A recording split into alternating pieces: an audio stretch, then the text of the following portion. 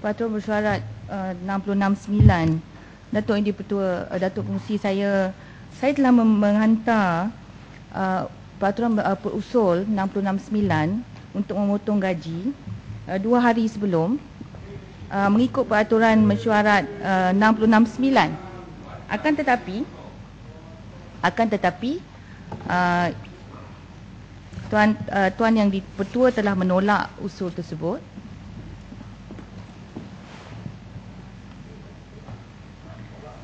Di atas alasan bahawa saya telah pun membawa isu ini sebelum ini.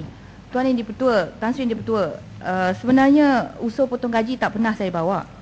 Ya, mungkin isu ini pernah dibahaskan, tetapi usul potong gaji tak pernah dibawa.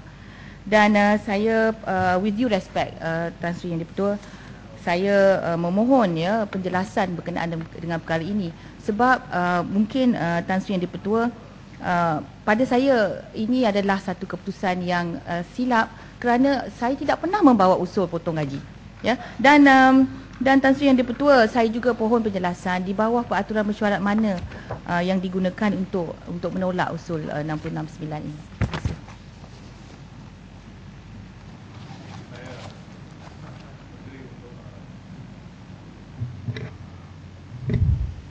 Untuk menyokong pandangan Yang Berhormat Kuantan.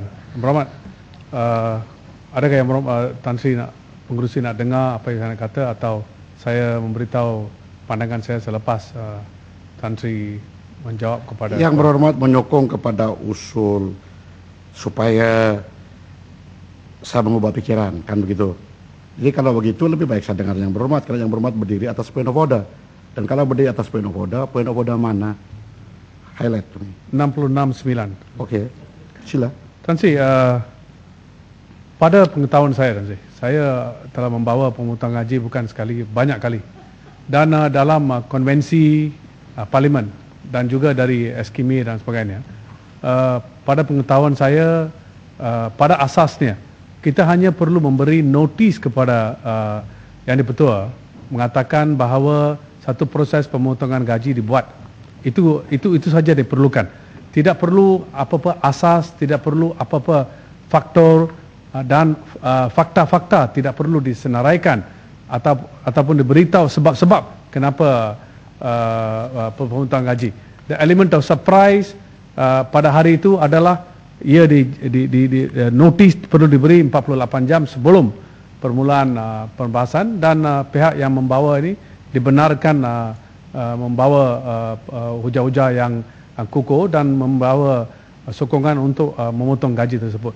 Tapi saya hairan, saya telah membaca surat dari Yang di-Pertua, dan saya harap ini adalah satu presiden yang sangat menghairankan dan membawa satu konvensi against all known traditions, membawa satu pendirian saya rasa yang tidak proper. Saya harap Yang Berhormat Tuan Speaker akan fikirkan perkara tersebut dan membuat satu keputusan yang bijaksana. Masih. Terima kasih Yang Berhormat Kuantan dan Yang Berhormat Ibu Barat. Seperti mana yang Yang Berhormat sedia maklum bahwa sebelum saya mengambil sebarang keputusan berhubung dengan peraturan mesyuarat, saya mengambil kira semua fakta-fakta, membaca semua authority yang terdapat di luar sana untuk membantu saya membuat keputusan. Sebabnya ialah sebarang keputusan yang saya buat, saya tahu akan juga diketahui oleh orang ramai. Dan saya tahu bahwa keputusan yang saya buat di bawah peraturan mesyuarat 43, apapun yang diminta untuk Yang Berhormat supaya saya kaji balik, tak boleh saya buat. Itu sebab apabila saya buat petua dalam sebarang apa peraturan mesyuarat, saya timbang terlebih dahulu. Yang Berhormat, saya tahu bahawa sebelum ini, pada kebiasaannya apabila ada usul 669 yang dibawa oleh Yang Berhormat memotong gaji menteri, cuma memerlukan 2 hari. Tetapi apabila saya menimbang kembali dan menyorot kepada presiden-presiden yang lalu dan membaca authority dalam mana-mana parlemen, termasuk menyuruh pegawai saya untuk membuat penyelidikan, bagi tahu saya mana authority dalam mana parlemen dalam negara Commonwealth ataupun parlemen-parlemen yang mengamalkan sistem demokrasi ataupun bukan demokrasi seperti Malaysia, yang membawa usul di bawah peraturan masyarakat mereka ataupun mirip-mirip kepada peraturan masyarakat mereka bahwa gaji menteri dipotong. Selepas itu alasan yang diberi adalah alasan-alasan yang telah juga dihuja sewaktu peringkat dasar. Tidak ada. Hal yang bermakna Ibu Bara telah mengatakan bahwa ada terserempak dalam iskimi. Hal yang bermakna, kalau ada authority yang jelas bawa kepada saya besok ke, lusa ke, mana-mana, saya akan baca dan saya boleh ubah pikiran. Sementara itu hal yang bermakna, saya merujuk kepada authority yang saya dapat. Simple one. How Parliament Works. House of Commons, latest edition, 6th edition. Di sini terpapar, tertulis bahwa walaupun perbezaan ada di antara Malaysian Parliament dan House of Commons, yaitu apabila menimbang budget, financial bill, yang rumit-rumit dihantar kepada standing committee yang tidak didiskus dalam Committee of the Whole House seperti sekarang. Dan usul-usul menurut peraturan masyarakat mereka ialah banyak yang masuk, tetapi ada proses of wading, meaning usul-usul yang bertentangan dengan apa yang dibahas, bertentangan dan spirit of peraturan masyarakat disingkirkan. Dan antara lain yang saya terbatas yang berhormat, itu lebih out of order kalau umpamanya ada usul yang dibawa yang kontradik dengan decision yang telah dibuat oleh ahli yang berhormat pada second reading. Bermana dalam soal ini kita sekarang dalam jawatan kuasa. Yang saya sebut kepada ahli yang berhormat Kuantan bahwa saya kata isu ini telah dibangkitkan, saya tidak bermaksud bahwa beliau, ahli yang berhormat yang berkenaan ada membawa usul untuk potong gaji. Karena yang berhormat ada tadi menulis memo kepada saya, dia minta penjelasan. Jadi saya orang yang paling reseptif, responsif. Jadi saya jawablah dalam 2 lembar. Tetapi saya tidak sebut di situ bahwa perkara ini dibangkitkan dalam usul. Ya dah. Yang saya cuma katakan bahwa perkara ini pernah dibangkitkan berulang kali dan satu daripadanya saya yang mempengurusi dan yang menjawab adalah timbalan Menteri Musti. Jadi apabila saya tulis kepada yang berhormat, beri saya alasan-alasan untuk saya menimbang sama ada saya membenarkan atau tidak, alasan yang diberi kepada saya adalah seperti alasan yang telah dihuja dan saya percaya akan juga dibalas dengan jawaban yang sama. Jadi hal yang berhormat, bagi saya berbalik kepada soal tadi itu, satu lagi yang dia kata perlu ditolak ialah if the usul tendered is in a spirit of mockery. Now, you tell me, what is this spirit of mockery? Spirit of mockery dalam pengertian saya ialah when you ask usul potong gaji menteri dengan alasan yang sama yang sudah hujah sewaktu peringkat dasar. Selepas itu yang berhormat, saya menarik perhatian kepada yang berhormat di bawah peraturan masyarakat 57(4)B. Now, you turn to the English version.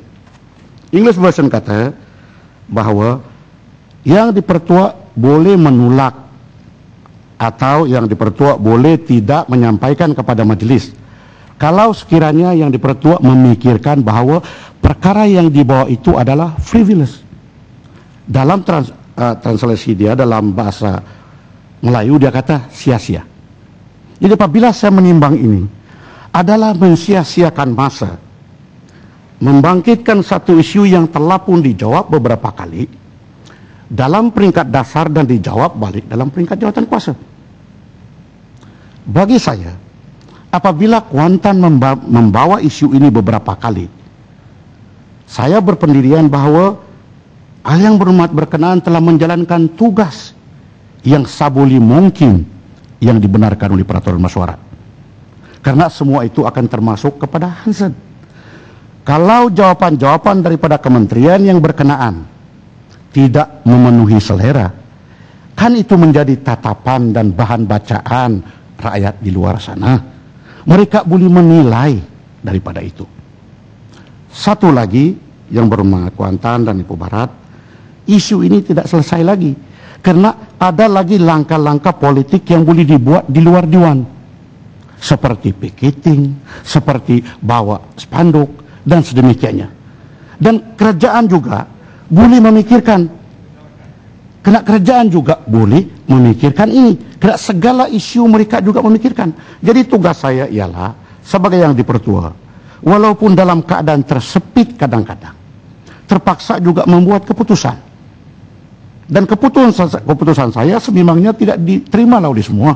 Tetapi pada mula pun saya memegang jawatan ini, saya ikhlas, saya serius, saya tidak boleh digertak, saya letak semua jawatan dalam mana-mana parti politik. Itu yang sudah saya tunjukkan keikhlasan saya. Tetapi apabila ahli yang berhormat sendiri mau buat reformasi, dan reformasi itu tidak berkenan dengan selera masing-masing, disitulah saya dan timbalan-timbalan saya terkena. Itu sebab kenapa saya tolak.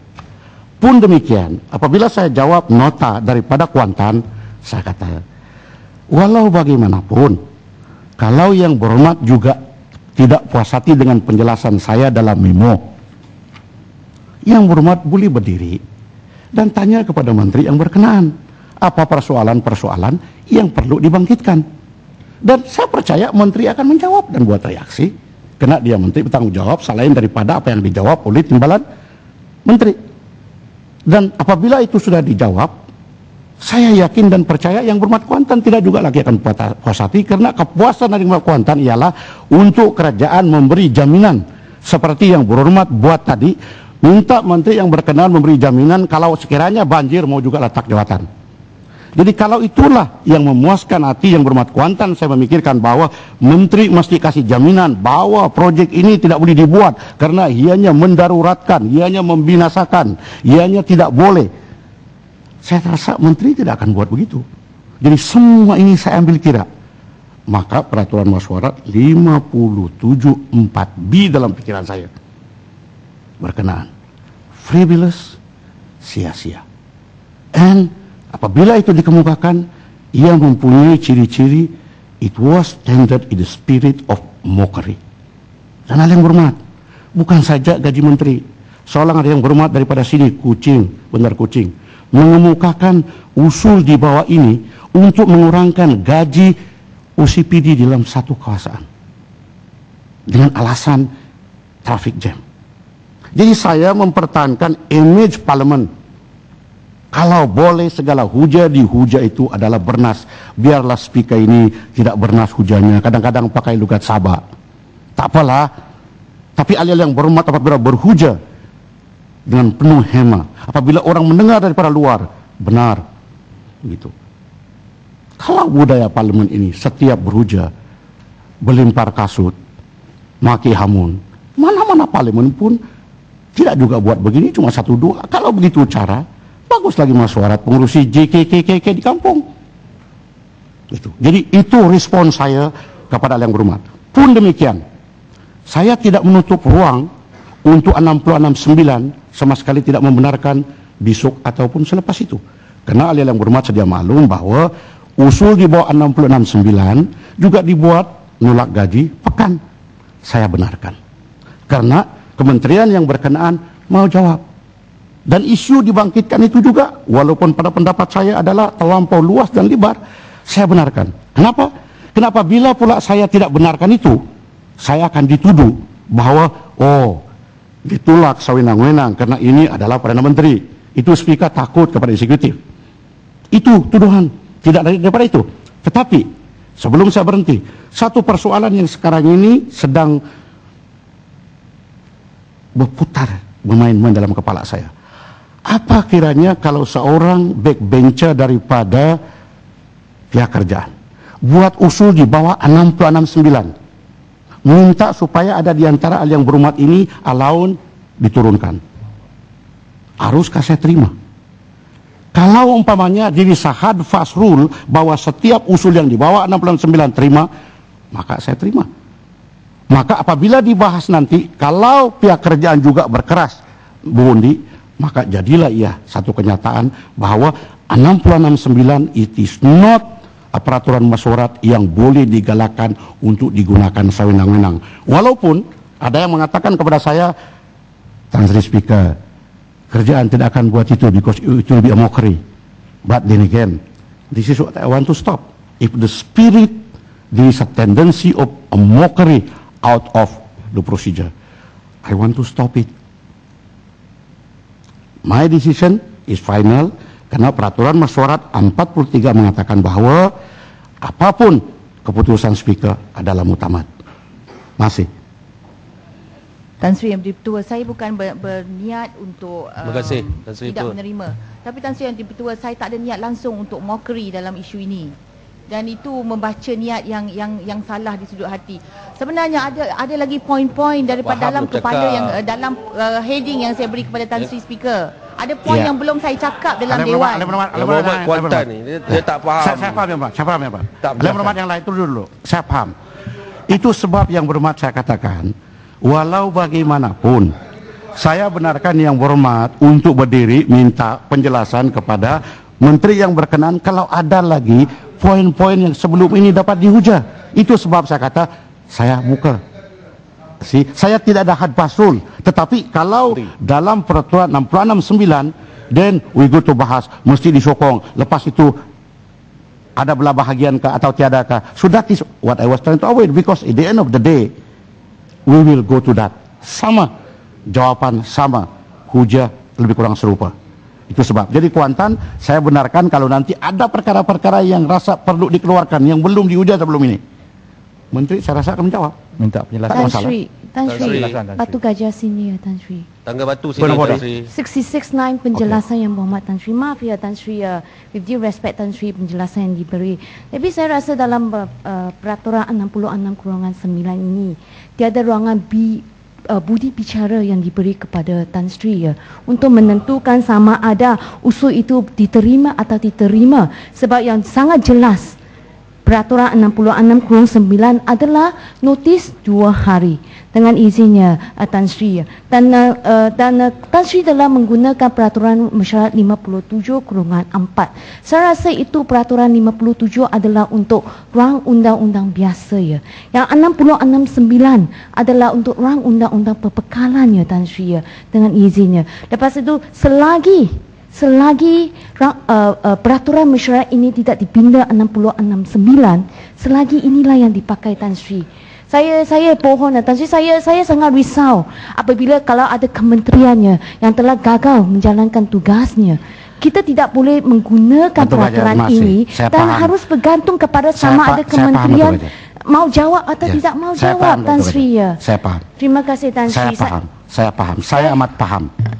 Tetapi respon saya kepada hujah yang berhormat ialah, saya mengakui awal-awal bahwa walaupun peraturan masyurat 57/4B itu tidak secara direct, saya kata semangat dia, the spirit is the same.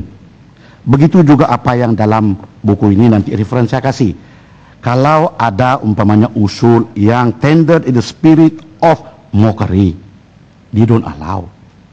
Jadi saya setuju apa yang dihujah. Tetapi kalau saya tanya kepada yang berhormat, adakah dengan tidak membenarkan 66/9 ini, al yang berhormat tidak boleh menimbulkan apa yang al yang berhormat harus timbulkan di bawah 66/9? Karena hujah Batu pada ketika saya membenarkan usul beliau untuk memotong gaji pekan, semua dalam butiran itu telah pun dihujah. APKO, Atantuya, semua ada. Jadi bermakna dalam soal demokrasi yang berhormat, kalau umpamanya saya tidak membenarkan 66/9 dan akibatnya ialah menutup semua ruang untuk menghujah apa yang perlu dihujah, barangkali ada alasan-alasan yang berhormat. Tetapi saya katakan bahwa Saya tidak ada hard fast rules.